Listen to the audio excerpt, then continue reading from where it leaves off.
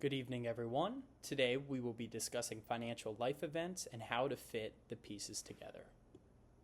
My name is Anthony Tanzola, and today I will be joined by my fellow team members Angelo Geis, Adele Hashimova, Andrew Sioka, and Evan Zales. To start today, we are going to talk about the ingredients of success. Financial planning comes down to multiple different ingredients, and the sooner you begin your financial planning journey, the more likely it is that you will succeed financially. And as students at college, your financial planning journey needs to begin now. Remember that money invested sooner has more time to compound. Although basic financial planning principles are the same for men and women, it is important to remember that women typically live longer and earn less. Therefore, it may be more difficult for them to plan for financial independence during retirement than it is for men. In our next segment, we are going to talk about a series of financial life events and how to go about them. The first life event we'll talk about today is getting started. Right now, you want to start to manage your life. You need to make sure that your social media accounts are clear of anything harmful in case an employer may look at them. You want to start to grow your skill set over time and begin to learn the basic principles of personal finance and develop a plan for your future. To do this, you should track your expenses and use a budget, have an emergency fund, control your credit score, and ensure that you have the right insurance that is best for you. You need to start to identify your goals and come up with a time horizon and the capital needed to reach these goals, and this is something that should be revisited annually. Next, you need to start saving for your goals, and in order to do this, you should save more money than you think is necessary, make saving automatic, determine your risk tolerance, take advantage of any employer matches to retirement plans, and control your spending. And finally, you need to make sure that your portfolio is managed either by you or by someone else, and that a rebalancing strategy is in place in order to reach your financial goals. The next life event that we will be talking about today is getting married.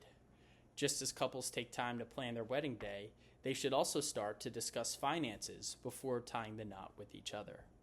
Many people have different financial habits. Some people are spenders, some people are savers, and some people are a mixture of the two. It is important that the couple can come together and agree on a strategy that works for both partners if they would like to achieve long-term marital and financial success. No one likes divorce, and everyone knows that divorce is very ugly, both personally and financially. It is true that the leading cause of divorce in the United States are financial problems, and over 55% of marriages in the United States actually end in a divorce. The graph here shows the median net worth of individuals as a percentage of net worth 5 to 10 years after staying married versus becoming divorced. As you can see from the graph, it is far more beneficial financially if a couple can stay married instead of getting a divorce. A couple needs to decide if they would like to have their accounts and finances as joint, separate, or as a mixture of the two. They need to revisit their financial goals and discuss the future that they plan to have with each other. Their saving needs to be automatic, and they should also have an emergency fund just in case of things going south. They should start saving for retirement immediately just in case they haven't already, and they should also start saving for any children that they may plan to have in the future. They should also review their beneficiaries as well as their insurance plan. It is very likely that the husband and wife are working for different companies, and many companies offer multiple different insurance plans.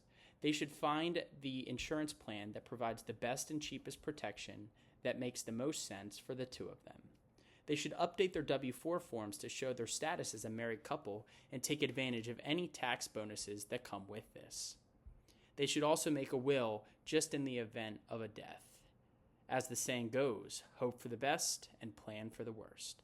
Finally, they should just try the best that they can to make it work. It is very important that you do not have money secrets kept from your partner and that you avoid all bad debt as a couple.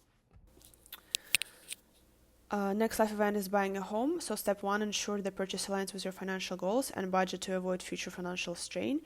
Your credit score affects mortgage rates and approval, so check for issues like high credit card balances or late payments. Step 2, consider tax implications of home ownership.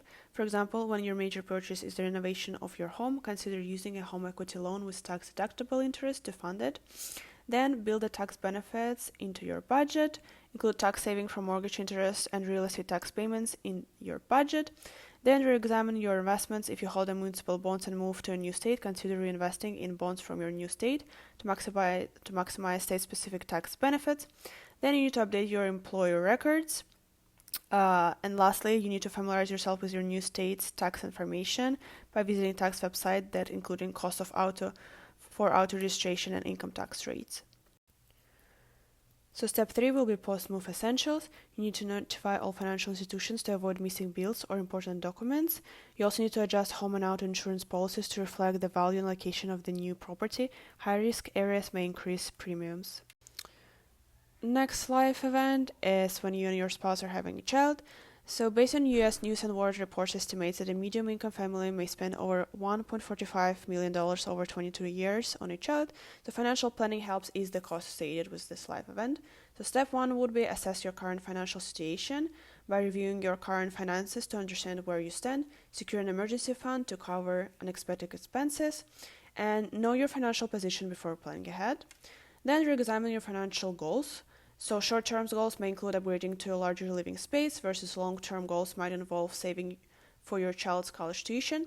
Then revise your budget by adjusting it to reflect new expenses related to child rearing. Factor in any potential income changes if you or your spouse decides to reduce work hours or take a career break. So ensure continued contributions towards retirement to secure your future even as you adjust for current needs. So this table shows you what you might do with just some of the money it takes to raise children if you decide to pass on parenthood. It compares it with what you might spend the money on for yourself if you don't have children. So then step 2 is plan for college. You need to begin saving as soon as possible to ease the financial burden for college expenses. Then you need to estimate the cost. You can use online tools like College Cost Calculator to project college expenses. Also, you can open a 529 saving plan, which is a tax advantage account specifically for education savings. Then you need to set up automatic deductions from your paycheck into your college savings account to ensure consistent contributions without extra effort. Step 3 would be reconsider your insurance needs. When you have a child, your insurance requirements will shift to ensure your family's financial security, so review and update life, health, and disability insurance coverage. So step 4 would be update your wills and trust. With a new child, it is essential to revisit your estate planning to ensure their future security, designating a guardian and establishing clear provisions for their care if something happens to you and your spouse can provide peace of mind. So you need to update or make a will, and you need to also update retirement account beneficiary designations by contacting the retirement and benefits department where you work to update beneficiary details, aligning your designations with your current family priorities. So step 5 would be to take advantage of tax savings. Having a child can provide valuable tax benefit. So obtain a social security number for your child to qualify for tax benefits. This allows you to claim tax breaks as IRS requires your child's name and social security number for such exemption. Then adjust your W-4 form to reflect the new exemption. This will help ensure your withholding accurately reflects your family situation, potentially increasing your take-home pay. Then, if you don't already have FSA, check with your employer about setting one up. FSAs allow you to set aside pre-tax dollar for medical expenses. With a child, you may have additional medical costs, and FSA can help lower after-tax costs for these expenses. Now let's talk about inheritance, bonuses, or unexpected money. So step 1, you need to examine the priority of your goals. Use this windfall as an opportunity to achieve important goals that may have seemed out of reach. Evaluate your financial priorities to see how this money can best serve your long-term aspirations, whether it is paying off debt, investing, or saving for future needs. Step 2, you need to examine your goals. Take a look at them and assess which ones are most important to you. Then adjust timeline. With an extra money, consider whether you can reach certain goals sooner than planned, like upgrading to a larger home, investing in retirement property, or paying off specific debts. Lastly, avoid impulsive spending. So step 3 would be to consider estate planning. If you have a large estate, you might want control over how your assets are distributed after your passing. This is where estate planning comes in. With estate planning, you can ensure that your assets are transferred according to your wishes. So step 2 will be to examine the tax implications. Depending on the source of your windfall, there could be taxes involved. For example, bonuses or prizes are taxable, while inheritances typically are not. Ensure any potential taxes are factored into your budget. Lastly, if your estate has grown significantly, it might be subject to estate taxes. So stay informed about any changes in the tax code and take steps to minimize your estate tax burden if applicable. So next life event is a major illness. So step 1, you need to re-examine your finances to understand the resources available. You need to ensure you have enough liquidity to cover unexpected expenses. Your future financial goals may need to be adjusted based on the new challenges and requirements posed by medical expenses. Then you need to re-examine your investment strategy, possibly assessing retirement savings earlier than planned, so consider shifting your investments to lower risk options to avoid significant losses that could affect your financial security. Then you need to revise your budget by adapting it for new expenses and revisit financial objectives, aligning with your current financial situation. Then step 2 is to take advantage of tax breaks. Your medical expenses and copays can be tax deductible. Refer to IRS Publication 502 to see which expenses qualify, and then check with your employer's benefits department to see if FSAs are offered. These accounts allow you to set aside pre-tax dollars for eligible medical expenses, reducing your out-of-pocket costs. Now, step 3 would be to consider alternatives to finance your illness. So look into your reverse mortgage, which is available for homeowners age 62 and older. It allows you to stay in your home while accessing equity. However, the home will go to lender, not heirs, when you pass away. Then we have life insurance. If you have a cash value life insurance policy, you may borrow against it. Cash value loans don't need to be repaid but reduce the death benefit. In terminal cases, some policies allow early access to benefits to support your needs. Lastly, we have disability insurance, which provides financial support if illness or injury prevents you from working. Options vary by policy covering short or long-term disability. Supporting elderly parents involves addressing healthcare and estate planning early on to ease future challenges. Maintain their finances with care, organize paperwork, and understand their goals and budget. Ensure they receive benefits like Social Security, and help develop a workable budget. Protect their finances from fraud.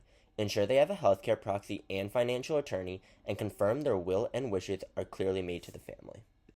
It's important to discuss long-term care options and insurance, considering costs and eligibility for long-term care policies. For larger estates, estate planning with an attorney can minimize taxes and ensure smooth asset transfers. Early planning prevents conflict and safeguards their legacy. Retirement is a time to enjoy life, but it requires careful planning. Rely on savings, pensions, retirement plans, and Social Security for income.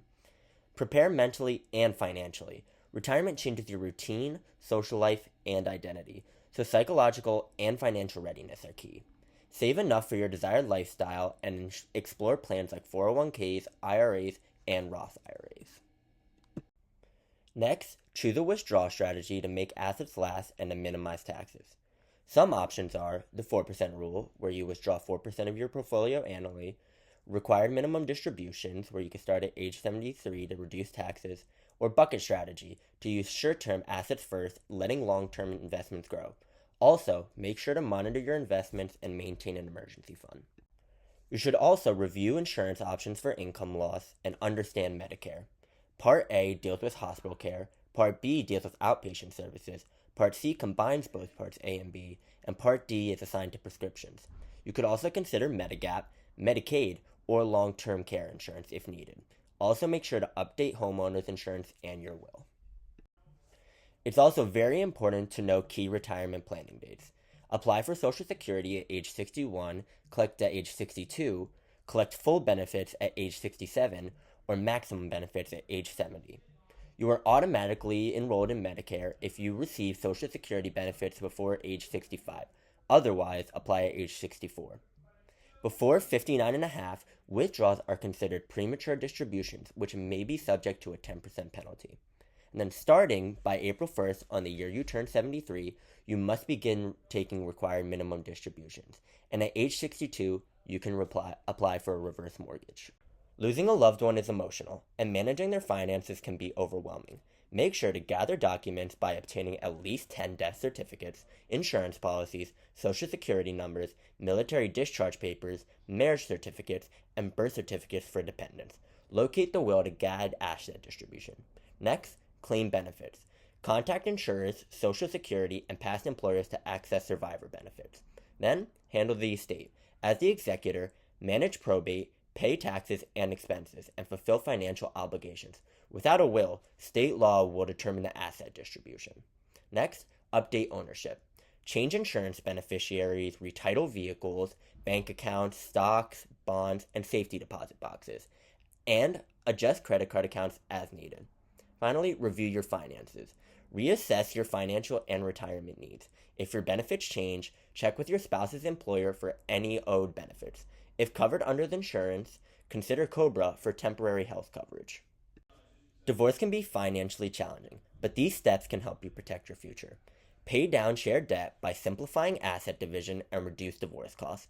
Understand your finances thoroughly. Then, address joint accounts. Pay them off, open individual accounts, and request to re-age late payments on your credit report. Then, reevaluate your goals. You may qualify for Social Security benefits based on your ex-spouse's earnings. Plan accordingly. Then, maintain insurance. Ensure healthcare coverage through your own policy or COBRA, and update life insurance policies for alimony or child support needs. Finally, adjust your budget. Reflect new income and expenses. Reassess keeping the house if it's not affordable. Maintain retirement savings and build an emergency fund. Check for tax breaks as divorce may impact your filing status. Hi everyone, my name is Andrew Sioka. I'm going to be presenting on 17 point. The next key is to live below your means. Make an effort to save by cutting up. Number 6 is embrace the B word, also known as budget. Number 9, stocks are risky, but not as risky as not investing in them. Number 11 is plan for the number of children you want, especially today. Children are very... Hi everyone, my name is Angelo Geis, and I'll be presenting on 17.4, which ties a lot of the concepts we have talked about together in this course and focuses on debt in the real world. So, there are 6 keys to successful debt management. The first key is to spend less than you earn and to budget your money. Living within your means is imperative because to save and invest, you first need the money to do so. This can be achieved by spending less than you earn and avoiding charging expenses you can't afford. Additionally, you should be dictating when and how you go into debt, as well as consistently following a budget and savings plan. This will allow you to build your savings in case of emergencies and also invest for future goals such as retirement and education. The second key is to know the cost of borrowing. You must know your credit terms and any fine print information of loans you are signing off on. High interest on even small items can accumulate to make a small purchase expensive. Thus, high-cost loans such as payday loans must be avoided since they can reach rates of 400% annually. It is also important to think long-term and choose reputable lenders. You need them to be trustworthy and not hide costs or charge excessive fees. The debt that you take reduces future spending power, so do so wisely. Key 3 is all about understanding the difference between good and bad debt. Good debt involves strategic borrowing for long-term value. Borrowing is beneficial when it supports a long-term goal, offers lasting value beyond the financing period, and provides a return greater than the cost. Examples of this are education loans and home mortgages. Bad debt decisions include taking high-risk debt and ignoring creditors. Bad debt includes the high-interest loans referenced in Key 2. Thus, you want to avoid borrowing for day-to-day needs. And if you can't fulfill your debt obligations, you can't just ignore the creditor. Many lenders will help you reshape your payment plan since avoiding debt collection is in their best interest as well. So, for Key 4, you must make sure you can repay. Borrowing limits are personal, so don't solely rely on commonly accepted lenders' limits. Assess your own debt comfort level. Additionally, you must be aware of lenders that try to push lending limits as they could be doing this for personal benefit, and this could be to your own detriment. It is also important to manage debt after major purchases. Adding additional debt through items like furniture, cars, or electronics after securing a mortgage can cause payments to stack up. A good way to keep this in check is to be aware of your debt-to-income ratio and follow debt management limits. Key 5 is to keep your credit score strong since it keeps costs down and is a source of emergency money. Keeping a strong credit score helps save on borrowing costs. A poor credit score can limit access to important items such as loans, housing, and even job opportunities. A poor credit score can also result in higher borrowing rates and cost you thousands more over time, especially on significant loans like mortgages. In order to protect your financial well-being, it is important to avoid maxing out your borrowing limits and regularly review credit reports. Keeping borrowing capacity available for emergencies gives you flexibility and reduces the need for a large emergency fund. Regularly reviewing credit reports is imperative so that any errors can be fixed quickly to maintain your credit health and borrowing power. Key 6 is to not live with bad and expensive debt. I previously touched on some sources of bad debt, like payday loans. Another means of debt that can be bad is a credit card debt if you are not paying off your balance monthly. Many credit card companies offer 0% teaser rates on new cards, but these rates expand to 18 to 20% or even higher. So to reduce debt, you can negotiate or pay off high interest debt using funds from lower interest investments. At the end of the day, it comes down to making lasting lifestyle changes that mean you are living below your means. Here are some early warning signs and lenders to keep in mind when finding a new lender. This list includes lenders that encourage falsifying information, pressuring you to do something you're not comfortable with, or misrepresenting or concealing key details of agreements. When thinking about your financial situation and the debt that you take in, it is important to not fall into the Prince Charming bias. This bias reflects the belief that an improbable event like winning the lottery will suddenly resolve financial problems and bring wealth. This bias is well represented by the majority of lottery tickets being purchased by lower income individuals. Thus, a rational financial approach where you aren't taking on unnecessary debt or relying on unrealistic quick fixes is key. In order to build good financial habits that don't involve a Prince Charming bias, you must replace your bad financial habits. Habit changing, according to studies, takes 66 days and requires introspection to figure out where you are currently coming up short and where you can improve your financial approach. So, in wrapping up the book, here is a financial action plan to follow. Activities include budgeting and planning, managing your cash, if you have bad debt, getting rid of it, putting a safety net in order, and investing for retirement with a focus on tax favorable plans. And some key ideas to remember are to live below your means, don't worry about keeping up with the Joneses, make good money management a habit, and to build your financial knowledge to a point of financial autonomy. Thank you for your time, and we would like to open the floor to questions.